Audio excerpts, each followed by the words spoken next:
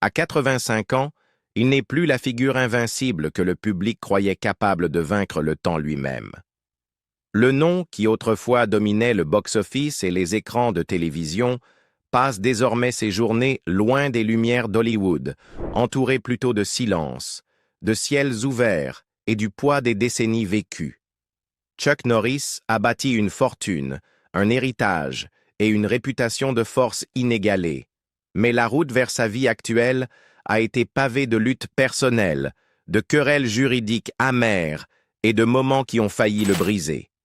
Son histoire aujourd'hui ne concerne pas seulement la richesse et les possessions, mais aussi le prix d'une vie faite de triomphes et de pertes. Et en entrant dans son univers, nous découvrons une existence aussi complexe que l'homme lui-même.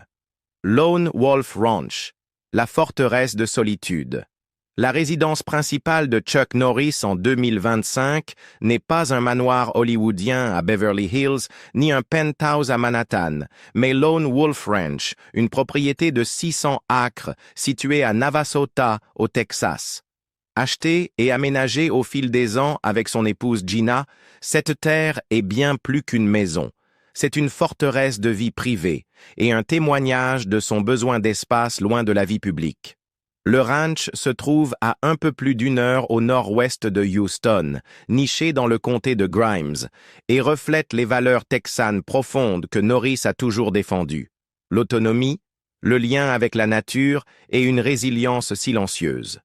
Ici, les pâturages s'étendent à perte de vue, parsemés de bovins, de chevaux et même de bisons, rappelant l'indépendance farouche de la vieille frontière américaine.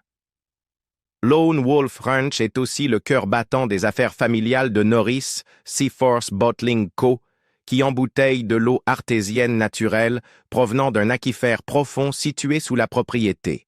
Fondée en 2011, l'entreprise a été nommée en hommage à leur fille Dakota, surnommée Seaforth, et s'est depuis développée pour devenir l'une des plus grandes sociétés privées d'embouteillage du Texas. Fidèle à l'esprit de Chuck Norris, l'entreprise ne se limite pas au profit. Lors de la sécheresse dévastatrice du Texas en 2011, lorsque l'eau est devenue rare et que de nombreuses exploitations agricoles ont souffert, Norris a investi dans le forage de puits supplémentaires.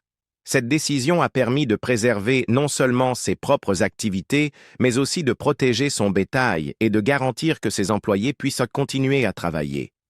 La résidence principale du ranch, bien que largement privée dans ses détails, est réputée combiner le charme rustique texan et le confort moderne, offrant des vues panoramiques sur les prairies vallonnées.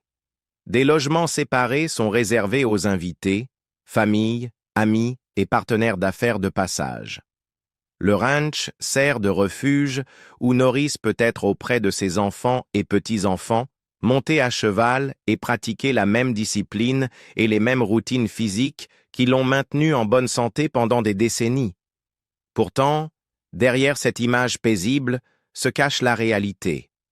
Le ranch est devenu un sanctuaire après des années de travail incessant, de controverses et d'usure physique dues à sa carrière de star d'action. C'est ici que Chuck a choisi de passer le dernier chapitre de sa vie, loin du chaos d'Hollywood, concentré sur la foi, la famille et la préservation de ce qu'il a construit. À bien des égards, Lone Wolf Ranch symbolise à la fois les récompenses et les coûts de sa longue carrière. L'isolement offre une protection contre les intrusions publiques, mais il reflète aussi la séparation avec l'industrie et le rythme de vie qu'il avait autrefois défini.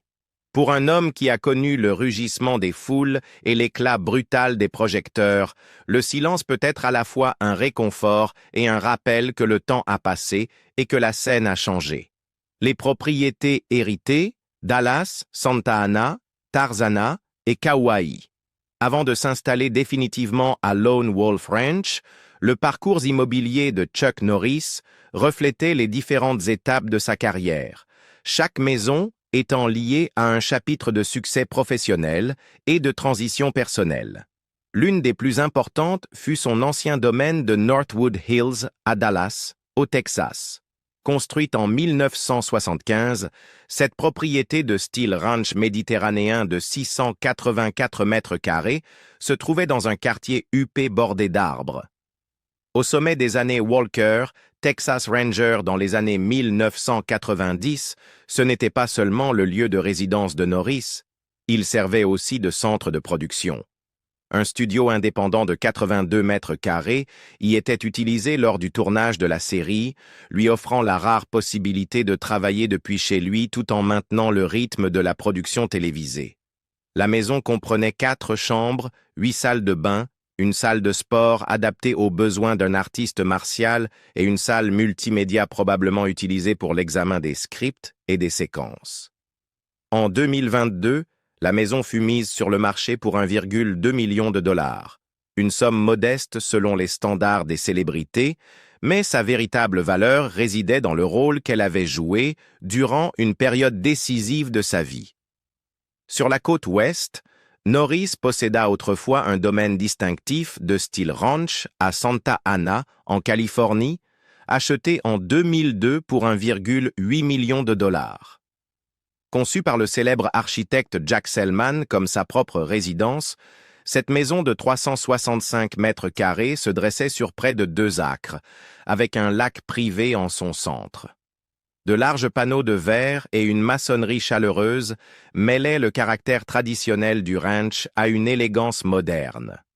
Cette propriété représentait une période où Norris restait encore étroitement lié à l'industrie du divertissement, tout en recherchant paix et intimité loin du rythme effréné de Los Angeles. Son design serein et son cadre tranquille en faisaient un lieu de réflexion, un environnement bien éloigné de l'intensité des plateaux de tournage et des chorégraphies d'action. Peut-être la plus élaborée de ces anciennes résidences fut le domaine clôturé de près d'1,2 hectare à Tarzana, en Californie. Ce lieu constituait un sanctuaire autonome, comprenant une maison principale de 465 mètres carrés, une salle de sport privée et un bureau de 212 mètres carrés, ainsi qu'une maison d'invités composée de 4 appartements. Norris pouvait y m'entraîner quotidiennement, gérer ses affaires et recevoir ses collaborateurs sans franchir les grilles. Des installations récréatives comme un court de tennis et une piscine en faisaient un véritable lieu de retraite. Mais en 2004, avec la fin de Walker, Texas Ranger et son attention se tournant vers le Texas, Norris mit en vente le domaine de Tarzana pour 5,3 millions de dollars, tournant ainsi la page de son chapitre hollywoodien actif. En 2015, il élargit son portefeuille immobilier loin du continent avec un domaine de 3,8 hectares sur la côte nord de Kauai, à Hawaï.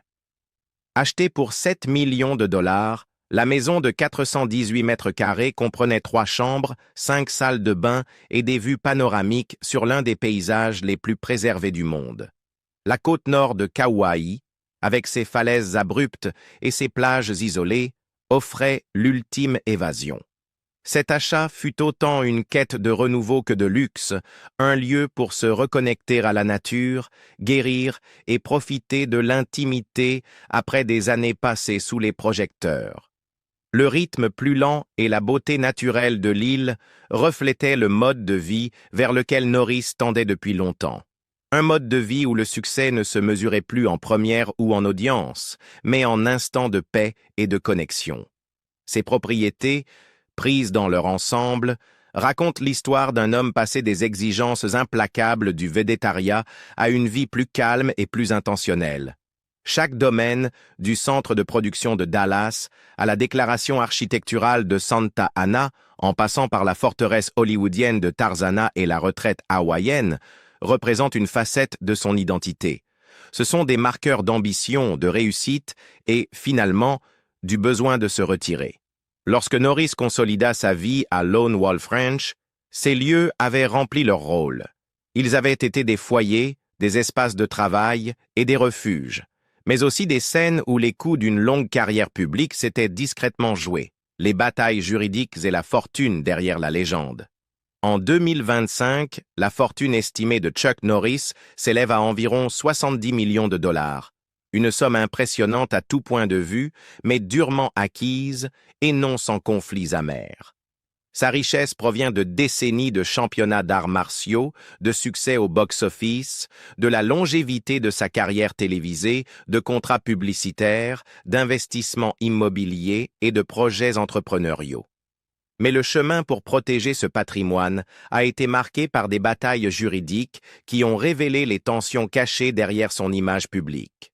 L'un des litiges les plus importants éclata en 2018, lorsque Norris et sa société, Top Kick Productions, intentèrent un procès contre CBS et Sony Pictures Television. L'affaire concernait Walker, Texas Ranger, la série qui avait fait de lui un nom familier dans les années 90. Lors de la signature du contrat au début de la décennie, la société de Norris avait négocié un accord clair. 23% de tous les bénéfices issus de l'exploitation de la série, que ce soit par la syndication, les ventes de DVD ou d'autres formats. Mais à mesure que l'industrie évoluait et que les plateformes de streaming devenaient dominantes, Norris affirma que CBS et Sony avaient délibérément dissimulé l'ampleur de leurs revenus tirés de la série à l'ère numérique. Selon la plainte, ces entreprises continuaient à exploiter et distribuer Walker de manière à générer des revenus considérables, sans respecter leur obligation de lui verser sa part. L'affaire réclamait plus de 30 millions de dollars de dommages et intérêts, représentant des années de profits impayés. Pour Norris, ce n'était pas seulement une question financière, mais aussi personnelle. Walker, Texas Ranger, était bien plus qu'une série. C'était un projet incarnant ses valeurs, combinant son passé d'arts martiaux avec des thèmes de justice et de clarté morale, et qui avait contribué à cimenter son héritage culturel. Voir ce programme supposément exploité sans transparence fut vécu comme une trahison. Bien que le litige se soit conclu par un règlement confidentiel, il montra que même les plus grands succès peuvent devenir source de conflits bien après l'arrêt des caméras. L'autre grand combat juridique fut bien plus intime. En 2017, son épouse Gina subit une série d'IRM et commença à ressentir de graves symptômes inexpliqués, sensations de brûlure, crampes musculaires et troubles cognitifs. Le couple en vint à croire qu'elle avait été empoisonnée par des agents de contraste à base de gadolinium utilisés lors des examens, une condition aujourd'hui appelée maladie de dépôt de gadolinium.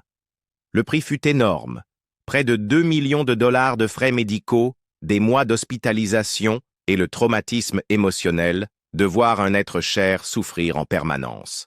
Déterminés à tenir les fabricants pour responsables, Chuck et Gina intentèrent un procès de 10 millions de dollars contre plusieurs sociétés pharmaceutiques. Ce combat était différent. Il ne concernait pas des redevances ou des profits, mais la santé, la confiance et la responsabilité des entreprises. Dans ses interviews, Norris raconta s'être senti impuissant, regardant la santé de sa femme décliner et craignant le pire. La plainte affirmait que les sociétés n'avaient pas averti des risques, exposant ainsi les patients à des substances potentiellement dangereuses. Mais en janvier 2020, ils décidèrent volontairement d'abandonner l'affaire sans règlement, chaque partie acceptant de couvrir ses propres frais juridiques.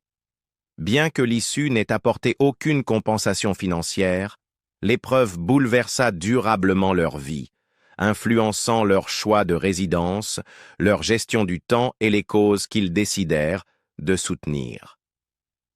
Malgré ces épreuves, la base financière de Norris demeure solide.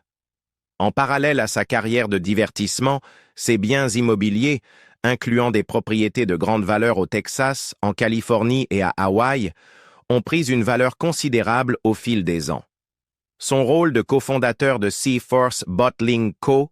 lui assure un revenu d'affaires régulier, tandis que ses contrats publicitaires ont couvert aussi bien des produits de fitness que de grandes marques comme Fiat, Toyota et même des jeux vidéo.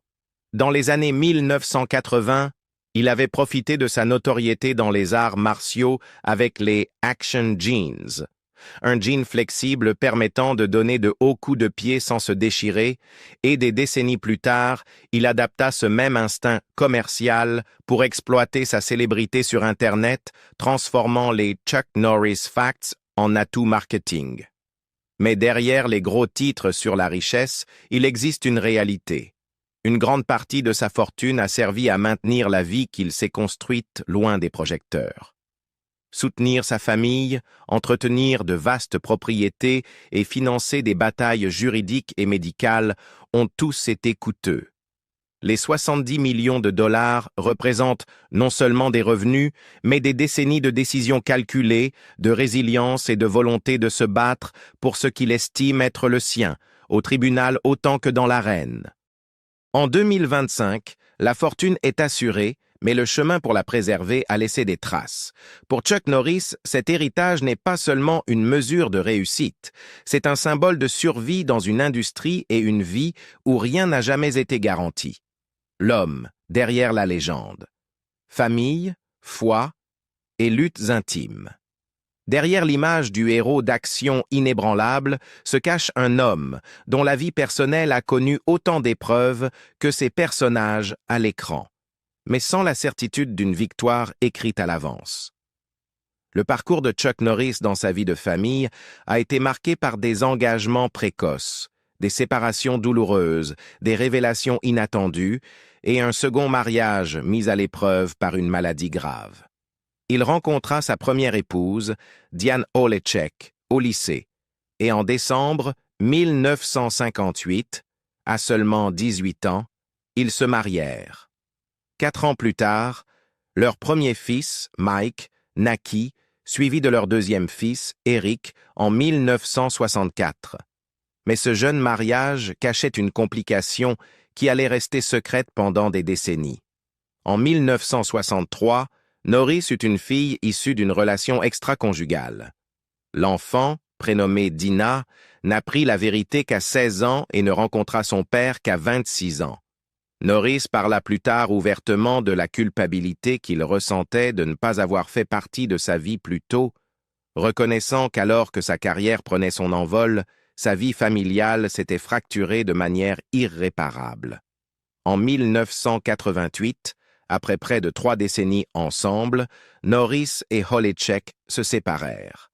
Le divorce fut finalisé l'année suivante, mettant fin à un chapitre marqué autant par une histoire commune que par une distance croissante.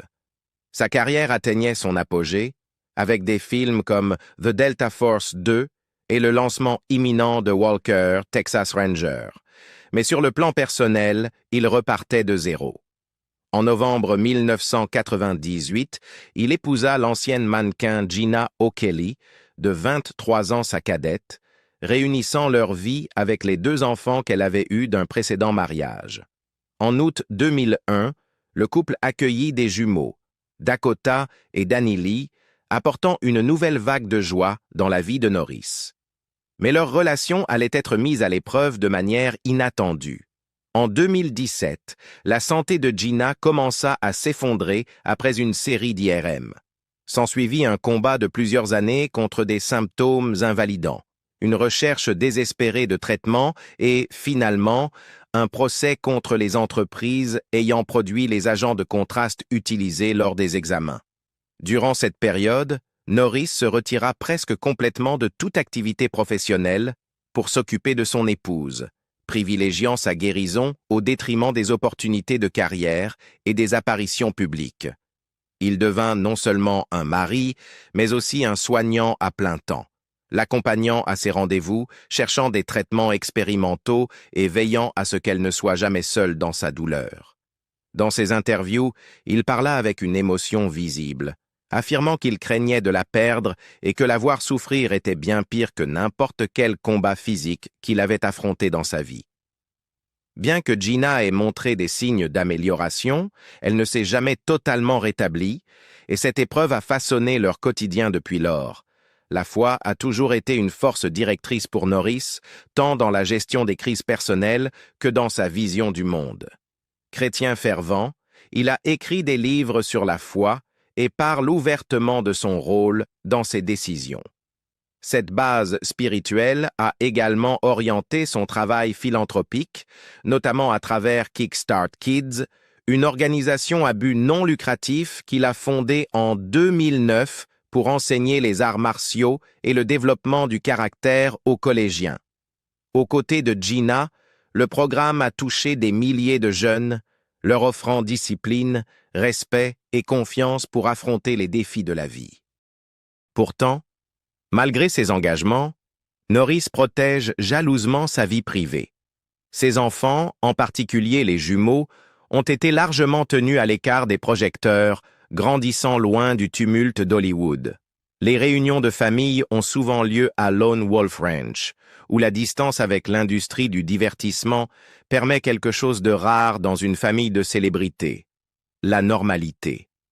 En 2024, Chuck et Gina ont célébré leur 26e anniversaire de mariage. Pour la plupart des couples, un tel cap est une occasion de fête. Pour eux, il est aussi une preuve d'endurance. Ils ont affronté des alertes de santé, des batailles juridiques et les défis d'élever une famille sous l'œil du public, mais ils restent profondément attachés l'un à l'autre.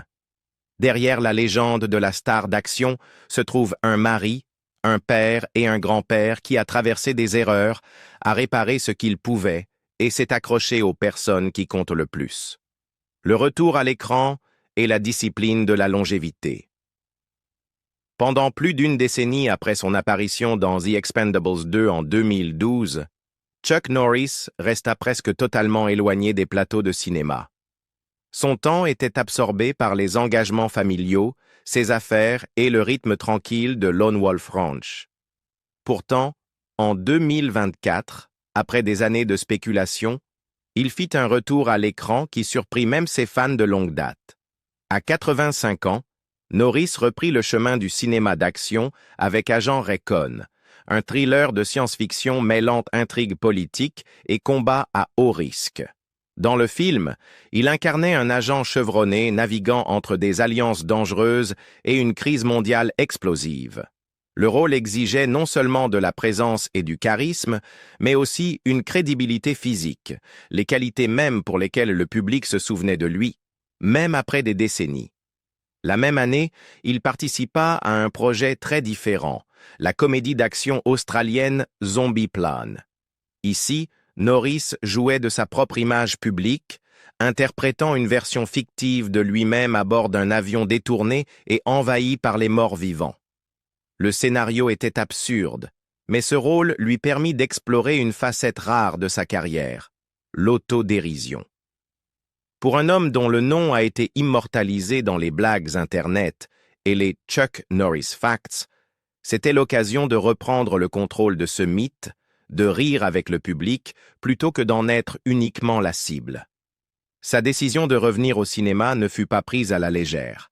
Dans ses interviews, Norris reconnut avoir soigneusement évalué les offres, conscient qu'après une si longue absence, il ne voulait pas apparaître seulement par nostalgie. S'il devait réintégrer l'industrie, ce devait être de façon à honorer son héritage et à respecter ses propres standards. Cela signifiait trouver un équilibre entre action et narration, et s'engager dans des rôles qui ne trahiraient pas l'image qu'il avait cultivée pendant des décennies. Rester capable d'un tel travail à 85 ans a nécessité une discipline que peu peuvent de maintenir. Norris suit une routine stricte axée sur une nutrition saine, des exercices variés et un conditionnement mental. Son régime privilégie les protéines maigres, poulet, poisson, dinde et parfois du bœuf nourri à l'herbe, accompagné de légumes frais, de fruits et de céréales complètes. Il évite les aliments transformés, les sucres raffinés et l'excès de sel, comptant sur l'eau, les tisanes et les smoothies riches en nutriments pour son hydratation et son énergie.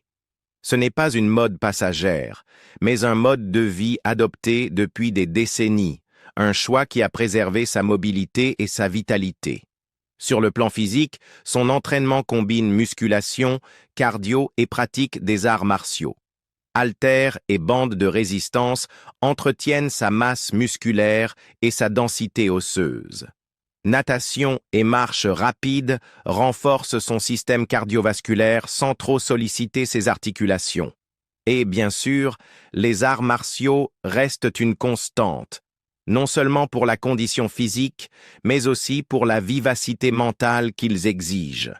Norris intègre encore dans sa semaine des katas, des étirements et des exercices de combat, conservant la souplesse et les réflexes qui définissaient son style de combattant. La discipline mentale est tout aussi centrale. Norris commence ses journées par une prière silencieuse et des exercices de pleine conscience, des habitudes qui gardent son esprit stable face au stress. Il attribue à sa foi le mérite de l'avoir aidé à surmonter des tragédies personnelles et de lui avoir donné un but dépassant la carrière ou la richesse. Cet état d'esprit l'a guidé à travers des décennies de perception publique changeante, du champion du monde à la star d'action, de l'icône de même à l'aîné respecté des arts martiaux. Ce qui est remarquable, c'est que cette discipline n'a pas seulement pour but de prolonger sa carrière. Elle vise à protéger la vie qu'il s'est construite. Norris sait que sa capacité à continuer à jouer, à gérer ses entreprises et à participer à ses œuvres caritatives dépend entièrement de sa santé. Pour lui, la longévité n'est pas un hasard, mais le fruit de choix conscients, répétés chaque jour, tout au long d'une vie. Au moment où Agent Recon et Zombie Plane furent annoncés, les fans comprirent qu'il ne s'agissait pas des signes d'un homme incapable de tourner la page, mais de celui qui choisissait d'écrire ses derniers chapitres selon ses propres termes. Que le public le voie combattre des conspirations extraterrestres ou asséner des coups de karaté à des zombies à 10 000 mètres d'altitude, la vérité en coulisses reste la même. Chuck Norris demeure un homme défini par la discipline, l'engagement et la détermination tranquille de continuer à avancer, quel que soit le temps écoulé. Le sens de la richesse et les années de crépuscule. Pour Chuck Norris, la richesse n'a jamais été qu'un chiffre sur un relevé bancaire, mais un outil, un moyen d'assurer la stabilité de sa famille, de financer des causes qui lui tiennent à cœur et de créer des opportunités pour les autres. En 2025, avec une fortune estimée à 70 millions de dollars, Norris figure parmi les personnalités issues du monde des arts martiaux les plus prospères financièrement. Pourtant, lorsqu'on l'interroge sur sa fortune, ses réponses sont presque toujours modestes, redirigeant la conversation vers ce que cet argent lui permet d'accomplir, plutôt que vers le luxe qu'il pourrait représenter. Son plus grand atout est Lone Wolf Ranch à Navasota, au Texas. 400 hectares de terres ouvertes, une retraite privée où il peut organiser des réunions de famille, s'entraîner en toute discrétion et gérer Seaforth Bottling Co., la société d'eau qu'il a cofondée avec son épouse Jenna en 2012. Le ranch n'est pas seulement une résidence, mais un centre autonome, créant des emplois locaux et embouteillant de l'eau de source premium issue de l'aquifère découvert sous la propriété. Il reflète la conviction de Norris qu'il faut construire quelque chose de durable, un héritage qui dépasse sa propre vie. En plus du ranch, le portefeuille immobilier de Norris a inclus son ancienne maison de Dallas, rendue célèbre durant les années Walker, Texas Ranger, ainsi que d'autres propriétés qui, au fil des décennies, ont servi à la fois d'investissement et de lieu de vie. Alors que certaines stars recherchent des demeures extravagantes à Beverly Hills ou Miami, les choix de Norris ont toujours été plus réfléchis, liés à son histoire personnelle et à la praticité plutôt qu'à l'ostentation. Ces voitures, elles aussi, reflètent un mélange de fonction et de sentiment. Des camions robustes, capables d'affronter le terrain texan, jusqu'aux quelques véhicules de haute performance offerts ou acquis pendant ses années à Hollywood, chacune a son histoire. Mais Norris n'a jamais été connu pour son goût du clinquant. Les véhicules auxquels il tient le plus sont souvent liés à des souvenirs, un voyage en voiture avec ses fils, un événement caritatif ou une scène de film dont les fans parlent encore. Ce dans quoi Norris a toujours investi, cependant, ce sont les gens. Sa fondation Kickstart Kids, lancée en 1992 avec le soutien du président George H.W. Bush, a offert un enseignement des arts martiaux et une éducation au caractère à des milliers de collégiens. Pour Norris, l'impact du programme, enseigner la discipline, le respect et l'estime de soi, surpasse de loin tout record au box-office ou tout gain personnel. Encore aujourd'hui, Il consacre beaucoup de son temps à visiter ses programmes, à rencontrer les élèves et à veiller à ce qu'ils disposent des ressources nécessaires pour réussir. À 85 ans, le rythme de sa vie s'est ralenti, mais il ne s'est pas arrêté. Il est entouré de son épouse, de ses enfants, de ses petits-enfants et d'un cercle d'amis de confiance. Il reçoit encore des propositions de rôle, participe à des partenariats de marque lorsqu'ils sont en accord avec ses valeurs et reçoit toujours des invitations à prendre la parole lors d'événements à travers le pays. Mais de plus en plus, son attention se porte sur les plaisirs simples. Contempler le coucher de soleil texan depuis son porche, partager des repas en famille et préserver la santé qui lui permet de profiter de tout cela. En public, Norris demeure l'incarnation de la figure plus grande que nature que les fans ont connue, un homme capable de vaincre n'importe quel ennemi à l'écran et d'en sortir indemne. En privé, il est plus réfléchi, conscient des années derrière lui et du nombre limité devant lui. Sa fortune garantit qu'il ne manquera jamais de confort. Mais c'est la vie qu'il a bâtie, les relations, la discipline, le travail durable, qu'il considère comme sa véritable richesse. Des tatamis des tournois des années 1960 au plateau de Hollywood, des années 1990, et aujourd'hui à l'immensité tranquille de son ranch texan, Chuck Norris a vécu une vie que peu pourraient imaginer. Son histoire est celle de la discipline, de la persévérance et du sens du devoir, avec la richesse comme récompense, mais jamais comme objectif. Et vous, si vous aviez son niveau de succès, choisiriez-vous les projecteurs ou la vie paisible qu'il a embrassée?